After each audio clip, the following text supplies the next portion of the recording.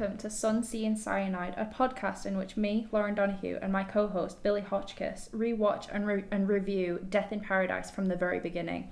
One of us has never seen the show before and the other has watched all 11 series. Will we be able to solve the murders, stand the heat and stay on topic?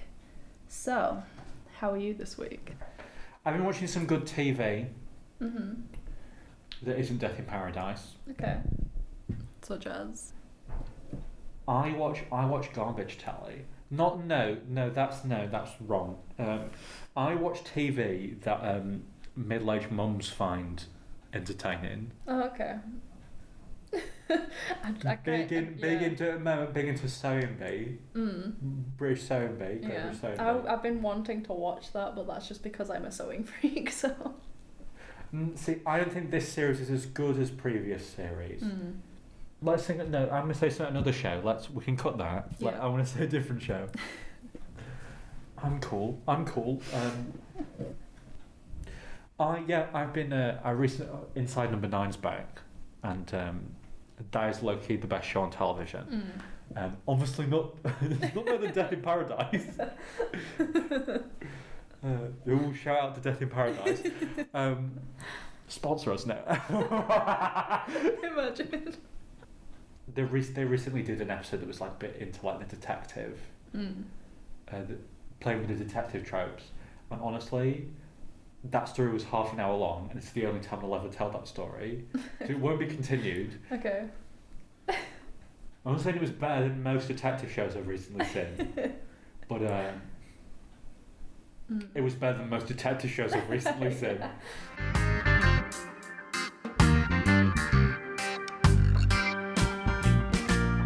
Let's talk about Series 1, Episode 4. What were your overall thoughts? I didn't enjoy this one as much as any of the others. This one was rated a bit on the lower side for me, to be honest. I would totally agree. Yeah. I would totally agree because it tried something different that wasn't really a whodunit. Where the murderer says they commit, or who we think is the murderer says they commit. What's the word? They say they confess to the murder. Confess. There we go. Confess murder. Yeah. And they go and investigate, and lo and behold, the body is missing. And there is no body. Yeah. But my biggest gripe is, which I also had a gripe with Episode 1. There were only 2 suspects. Yeah. Because clearly, it's not her. It won't be the woman that confesses to murder. She is one of the suspects, as much as Poole didn't want to paint her as a suspect, but yeah. Yeah, but if you're a general audience member, she's not going to be. It's not going to be her. No. So it can only be one of the other 2 people. Yeah. And spoiler alert, it's the both of them. Yeah, I didn't remember this episode right until Mrs. Knight opened the door, and I was like, I know exactly what episode this is. And I remember not liking it the first time. Yeah. Yeah, so... not the strongest. Yeah.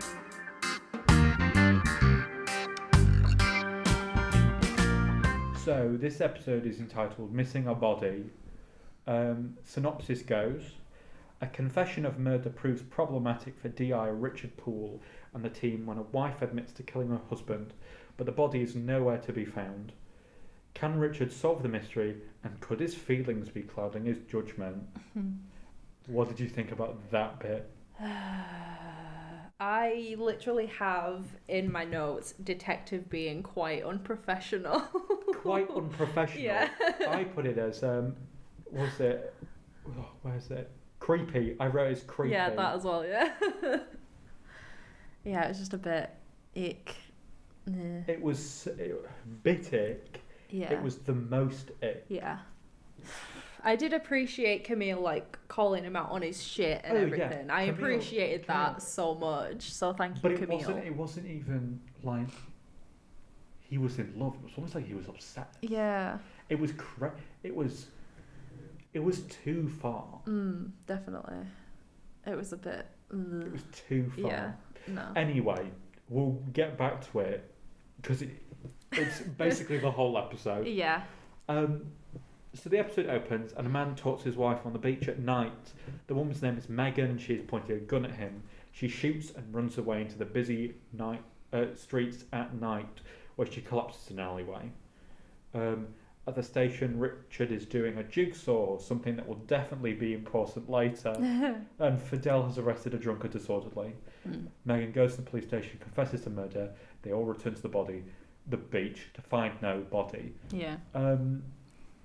Set up, you intrigued? I was a bit intrigued, yeah, because, like, where's the body gone? He's obviously survived and gone off somewhere, but why didn't he go to the police? No, my initial thought was, oh, he's maybe survived and gone off somewhere, but, like, why didn't he go to the police? Because his wife's just tried to kill him.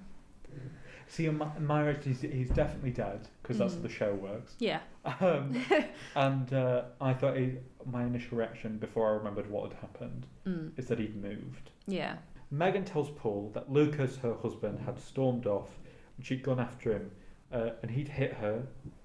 So she hit him with a rock. He fell. He dropped a gun, which is what he shot him. What she shot him with. But she'd never seen the gun before. Yeah. And then she grabbed Paul's hand. Yeah. Do you believe her?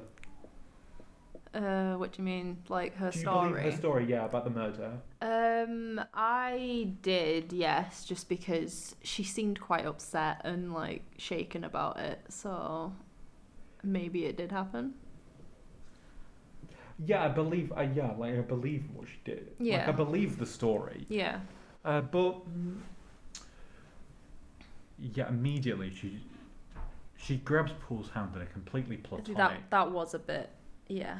Okay, maybe that was like, I need support, please help me. I need support.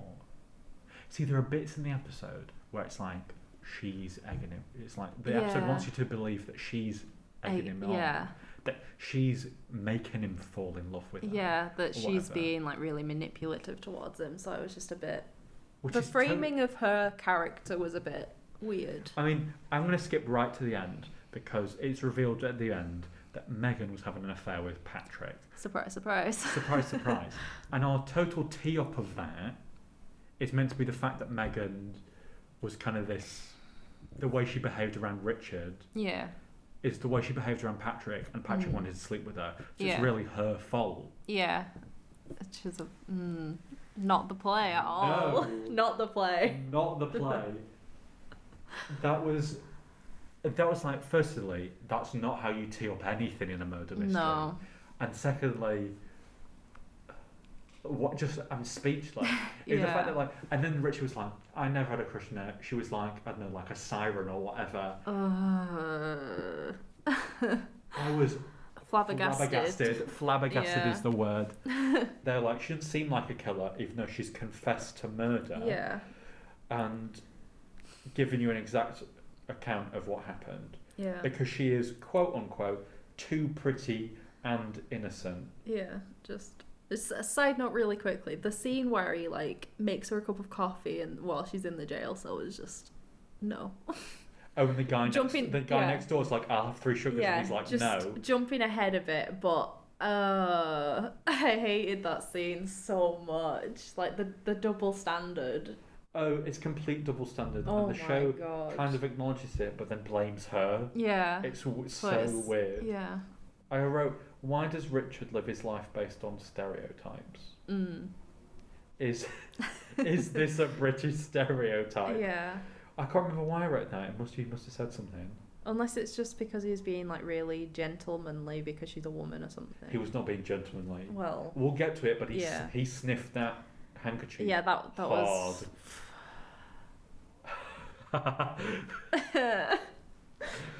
I also wrote, here it is, the episode that started it all, love plot lines. What are your thoughts in detective shows when the detectives fall in love? Get it out. Keep it professional. I don't care that you've fallen in love. Be professional while you're at work. I don't care for romance. There's some good ones. I've seen some really good ones, and they're good shows. Good shows, good films. when it's a whodunit, you don't put romance between the main characters as a plot point. Yeah. Anything else, it's fine. Fully agree. I hate it when they try and ship the detectives together. Obviously, this one's not that bad because it's a member of the public. Yeah. But it is professionally bad because she committed murder. Yeah. I don't like it. No. I don't like it. No. If I'm not a fast forward person through programs, I have to watch the whole program. But if I was, this is the bit I'd fast forward to. The bit where they talk about love. Yeah. It sounds like a party poop. Yeah. So they go to the villa and we meet the knights, Astrid and Patrick. At this point, I fully remembered how the episode ended. The knights say that they saw Lucas at the restaurant the night before. He arrived very late and very drunk, and that's when he and Megan walked off. They go into the garden, and Richard comments on the tree. I believe this would be important later. It was not. Yeah, no. The tree wasn't. But the chair marks in the grass. Yeah, that was important. Were. Yeah. Yeah, I did think his fascination with the tree was a bit weird. It was, yeah. And I did immediately think it was weird the way Patrick responded to the police. Because he was all up in arms at Fidel, and then the police arrived. Yeah. And he was like, oh, what's happened? Oh, what's happened? Like, you haven't just spent a night in jail. Like, you'd ask, what else have I done? What do you want me for now? Yeah. Which they make a whole point of later in the episode, but Poole's just mocked for it. Patrick maintains he was falsely arrested and he spent the whole night in the cells, so he couldn't have killed Lucas. Wink, wink, nudge, nudge. Yeah. But Megan doesn't want to stay at the villa, so she leaves. And we also find out Astrid went to uni with Lucas. I put here, I think Megan is a bad actress. Do you agree? I mean, I feel like that's just kind of like the whole show is a little bit bad actory, so I kind of learned to look past it a little bit, so it didn't really bother me. I think she was particularly. I didn't like how weirdly soft-spoken she was because it was a choice. Yeah. I didn't agree with her acting choices. She did seem a little bit like she was deliberately. It felt like a delivery of a line. Yeah. But someone acting upset rather than being upset. Yeah. And then here we are. I wrote, ooh, can't believe Richard sniffed that handkerchief so hard. Yeah. This is creepy. Oh, and then he wiped it on his face as well, which I also cringed at. Did he? I missed that bit. Because he was sniffing it, and then Camille came and he was like, "Oh, it's really hot." It was really weird. That was so weird. Yeah. But I think we've moved past this because this episode came out in 2011. Yeah, true. So, no, that wasn't okay in 2011. No. I'm going to say it here. Yeah, no. Sniffing handkerchiefs like that was not okay in 2011. Yeah. If you want to know the mood for the year, just look to Camille to see if she's calling Poole out for anything, and then you'll know the context of everything.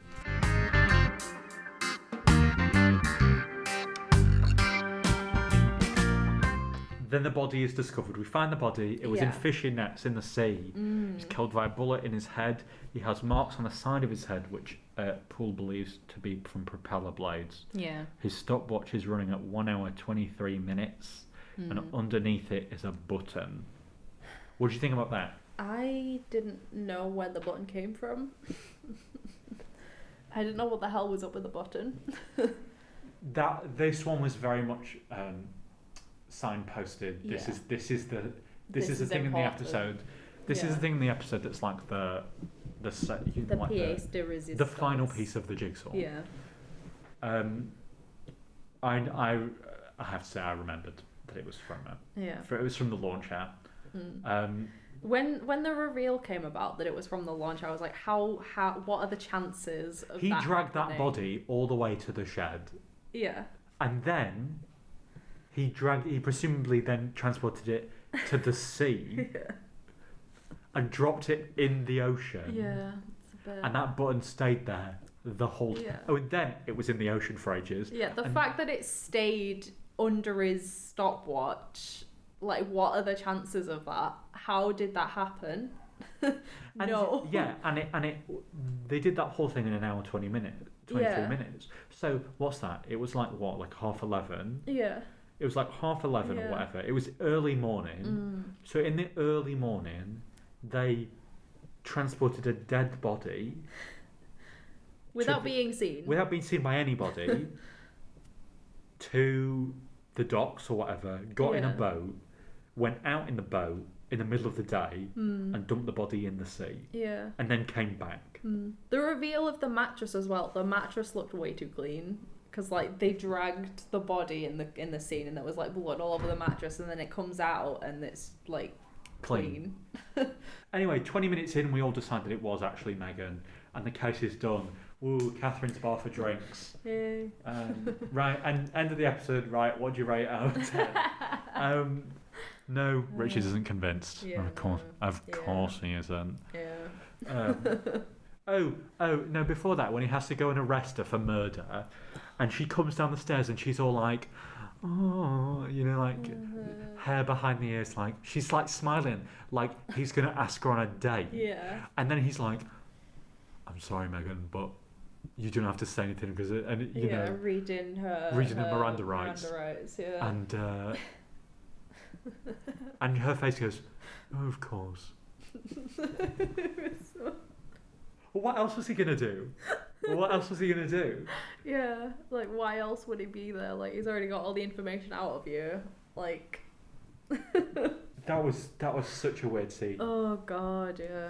Richard is love blind. Yeah.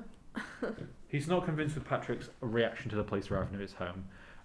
So they go to the restaurant to get answers from the people at the restaurant. Yeah. And The Mr. chef. Pierre, Yeah. who's not his real name, says the restaurant has CCTV, but to gain the CCTV in a side quest, they must eat seafood. Yeah. Okay. Bit weird. I feel like they could have, I don't know, done something else to get the info out of him, because I feel like that's like a crime or something to withhold information From the police. Yeah. Yeah, it is. So. But it also goes nowhere because they don't eat the seafood. No. Dwayne and Fidel eat it instead. Dwayne and Fidel eat the seafood. Yeah.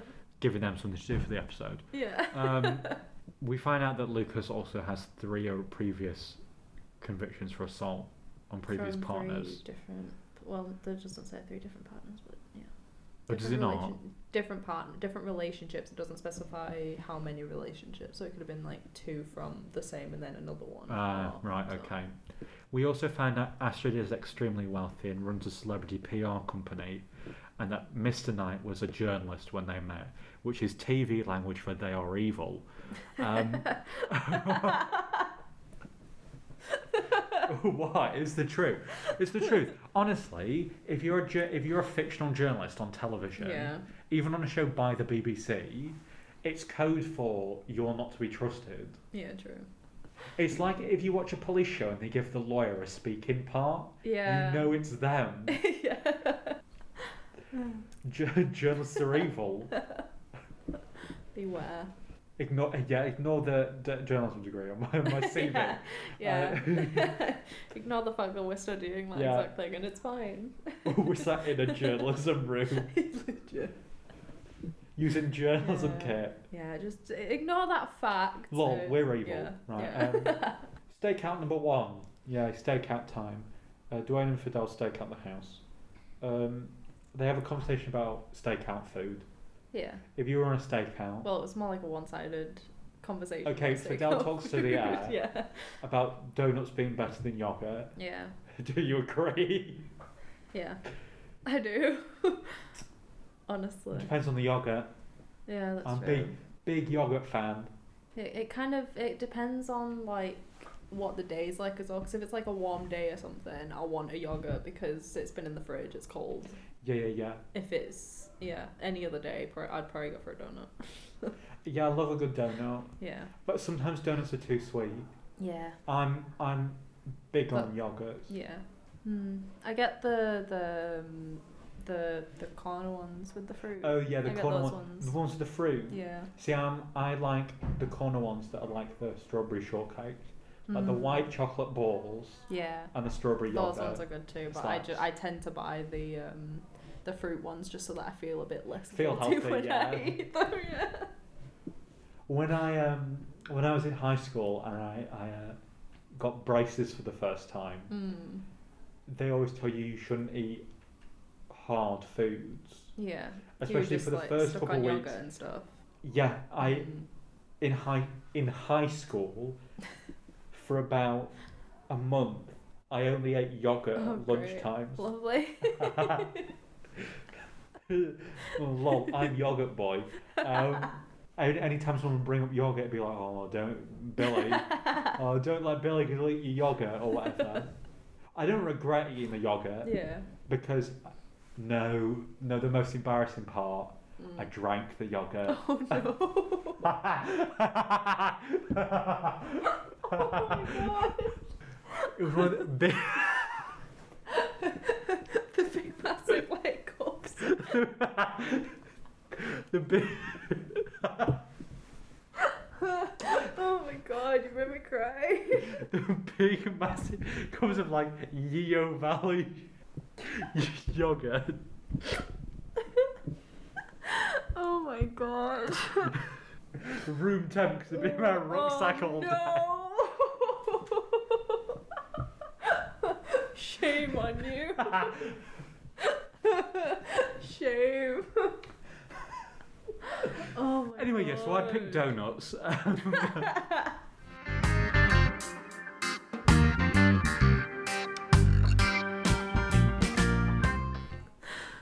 I also said about this stakeout that if I were the commissioner, because the commissioner's not in this episode. No, it's not.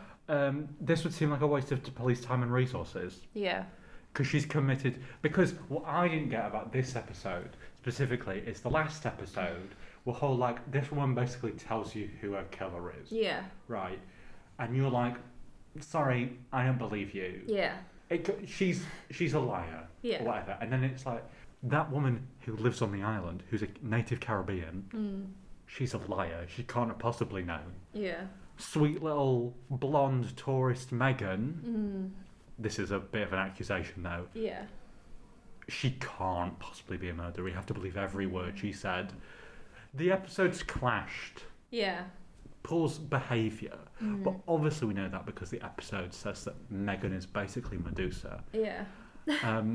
It just feels like a waste of time. I did notice that, like, he didn't believe, like, either people. Because, like, obviously she did shoot her husband, but, like, sort of, like, open and shut case. Yeah. But, like, he wants to look into it a bit further. So it's like he didn't believe them both. And they're both women. So, like, maybe I'm looking too deeply into this, but Paul's a bad person. That's Yeah. what we found Sexist. out. That's what we Yeah. found out. Yeah. Looking back, Yeah. 10 years ago. Yeah, he's Paul's a bad guy. racist, sexist. And he hates the French. Yeah. But while we are at the stakeout, Astrid drives off and dumps something at a scrapyard. Dwayne and Fidel can't locate what was in the bin, but I know exactly what it is. It's a seat cushion. That's what I wrote. Camille then finds a hole being dug on the beach, and then she's then assaulted. Yeah. It was Greg Cullen, who we didn't talk about because he was earlier in the episode, but I didn't think it was necessary, if I'm honest. Yeah. Because again, they introduced this like another character, but it's like maybe it was him, like the handyman last episode. Yeah. It's like There's here's just, another like, person to like maybe it could beef be out the this- roster of yeah. suspects. Yeah. It's like no, it's not. No. It's not him. No. He's stealing turtle eggs. No, we go on a second stakeout. This time with no yogurt or donuts, to find out that Greg Cullen is selling turtle eggs illegally. And in return for dropping the charges, he reveals that he saw Megan shoot Lucas, and he totally corroborates Megan's story. And it was his gun. Yeah. Okay, 40 minutes in, case solved. Back to Catherine's bar, final drinks. Rate the episode out of 10. It's a low one. I am going to give it. We're doing it out of mattresses this week. Well, no, we're not at the end yet. No. Yeah.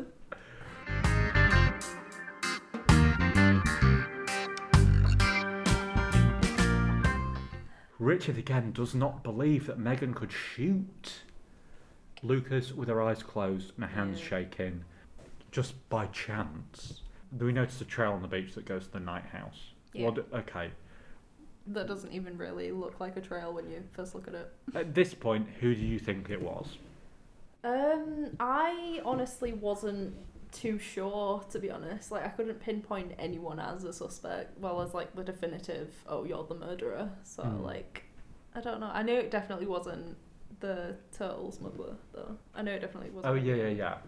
The wife definitely had something to do with it, but I don't think she killed him because obviously missing body. So like, he's obviously still alive. Yeah. So like, who finished him off? We then go to the night house to do the whole all the suspects together, and they're leaving. And if I were them, I'd be leaving quicker and I'd have left sooner. Yeah, definitely. Because why they're leaving now and not after the police left the last time? Even like when they dumped the mattress, they could have like packed their bags that day and then dumped the mattress, gone, and then. Which is what I done. Like, the police came to your house the day before. Yeah. And basically said, right, even though she's confessed to murder, we don't believe it's her. So in your head, you should be, oh, they're onto us. Yeah. Oh, so we've got to scram. Yeah. Well, go. Yeah. But they don't. They stay until this point, and they're caught by the police. Yeah. It's revealed that the phone that was on the dead body was actually Megan's. So why would he have that? And Megan didn't kill Lucas. Her shot only grazed the side of his head. And that morning, seeking revenge, Lucas walked back the trail to the night house to try to kill Megan. When arriving back at the house, he lay on a sun lounger. When Mr. Knight returned from the police station, he saw Lucas in his garden and shot him. Why? I don't know. And this is the bit that I don't get. Mrs. Knight's professional instincts then kick in. Yeah. There was a dead body in the door. There was a dead body in the garden and 2 police officers at the door. What do you do? Pop them in the shed. This is what I don't understand. Okay, she may be a PR genius, aka supervillain. Yeah. But she maintained throughout this episode that Lucas was her best friend. Yeah. So if your husband has just shot your best friend, you don't just go into PR and the police mode. are at the door, you're gonna go, sorry, why do you just shoot my friend? Yeah. So like, PR first, ask questions later. It's what I didn't understand about the episode. Because even he shot Lucas because he was having an affair with Megan. Yeah. Because he couldn't resist her womanly ways. Why? Even after the fact, why wouldn't you ask him why he shot him? I know, yeah. It seems like, at no instead point. you just go to insulting and you're like, you stupid idiot, when you find out, he's having an affair. I don't believe that's the first time she found out. No, probably not. She probably knew like the whole time. Because if I walked into my garden, my husband was just there with a gun and a dead body, I'd be like, sorry, what? Yeah. And my instincts wouldn't kick in fast enough. No, you'd hand your husband into the police. And the police would be like, hi, and be like, oh, I'm so sorry I left you at the door. There's a dead body in the back. Yeah, just just a casual thing. It's fine. Anyway, then they drag him off the lounger, catching the watch on the button, ripping it off. And then when the witnesses of Mr. Talbot at the bar said he was texting, but he was actually reading his wife's phone of affair text. So the viewer evidence for Megan's affair is her womanly ways and the fact that Richard had a creepy crush on her, meaning that she attracts all men and wants to sleep with them. It did not hold up. No. Do you think it was plausible as a murder? No. I mean, as an actual murder, okay, maybe. Yeah. But the motive was off. Yeah, definitely. It was so whack. The way in which he arrests both of them, and then he's like, but no one is really innocent here. Yeah. Because she was sleeping with another man. Yeah, that's a bit... I mean... What? Patrick killed Lucas because he couldn't have his affair being exposed while his wife was financing his new company. And we turns out that Richard actually bluffed the text messages. So much for we must follow all the procedures of episode 3. But it's the first they all did it. Yeah. How do you feel about that? Bit underwhelmed overall after watching the whole thing, but when they all did it, when it's like they all did it, they're super fun. Yeah. Because then you go, oh my god, this is very Agatha Christie. Yeah. I just wish they'd written the episode better so that I could appreciate it. But there were just so many issues with this episode that there was too many issues. Yeah. Anyway, then the episode ends with them on a boat called the SS Roast Beef. There you go. Yeah. And Richard says, as a final little note to end his tirade of inappropriateness, he ends with, "I'm glad you painted it one colour and not the 15 colours you have to paint things over here." God damn it, Richard. And then finally, they can really finish the case and they actually have a celebratory beer. Yeah. I was half expecting Camille to like push him off the boat after. Yeah, fully. Yeah. I kind of wished for it to happen, but it didn't. So I was very sad. What did you think about the episode overall? If you had to rate it, and I think we should do, I don't know, buttons or handkerchiefs. We'll do yogurts. Oh, out of 10 yogurts. Out of 10, how many? Rate it 4. 4 yogurts. Ooh, did I rate the last one a 7? Yeah. What you're rating it this time? I think I would rate this episode. Ooh, I think I'm gonna say a 3. 3 yogurts out of 10. Yeah. Yeah. No, it was bad. It was bad. Yeah, definitely bad.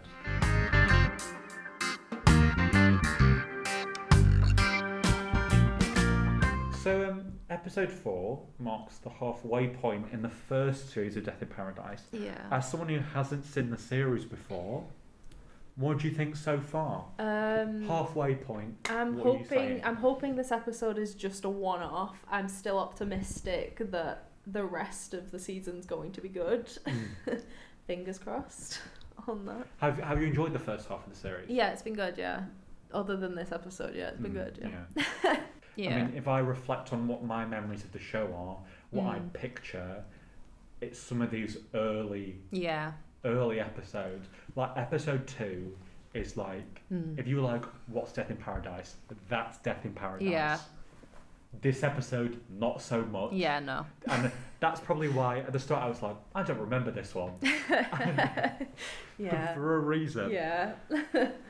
If you enjoyed this episode, why don't you leave a review and rate us? Yeah. That'd be great. Yeah, that'd be fun. And also, remember to, if you have any questions or comments that you'd like to leave. Or theories or anything Or theories, like that. yeah. What did you like this episode? Did you not like this episode? Do you like yogurt as much as I liked yogurt in high school? Send us an email. Check us out on social media. That's all in the description of the podcast. Yeah. And I hope you have a better time than we have had watching this episode and also forgetting to record a better episode of the show. Thanks, guys. Thank you for listening. Thanks for listening. See you next week. Bye. Bye.